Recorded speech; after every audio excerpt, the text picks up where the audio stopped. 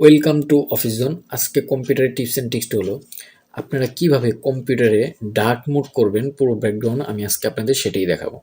কারণ আমরা কিন্তু ম্যানুয়ালি কিন্তু কম্পিউটারে এই ব্যাকগ্রাউন্ড কালার লাইট দেখতে পাই, ঠিক আছে? তো এই জিনিসটা কিন্তু আপনি কিভাবে ডার্ক মোড করবেন আমি আজকে আপনাদের সেটাই দেখাবো। কারণ আমাদের যারা চোখের প্রবলেম আছে তাদের কিন্তু এই যে হোয়াইট ব্যাকগ্রাউন্ডটা এটা কিন্তু ইউজ করতে অনেক প্রবলেম হয়ে থাকে। তো আপনি যদি এই জিনিসটা ডার্ক মোড করেন, আপনার কিন্তু চোখে আশা করি কোনো প্রবলেম হবে না এবং আপনি কিন্তু সুন্দরভাবে কম্পিউটারটা ইউজ করতে পারবেন।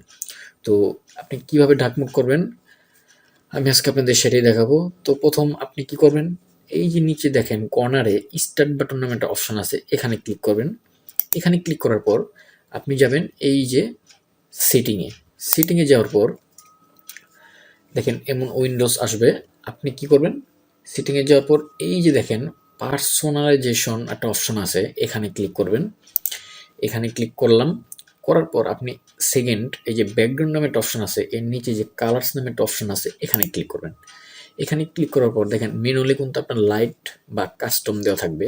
আপনি এই অ্যারো চিহ্নটা ক্লিক করে আপনি এই দেখেন ডার্ক নামে একটা অপশন আছে, এখানে জাস্ট ক্লিক করবেন, আপনার কিন্তু কাজ শেষ।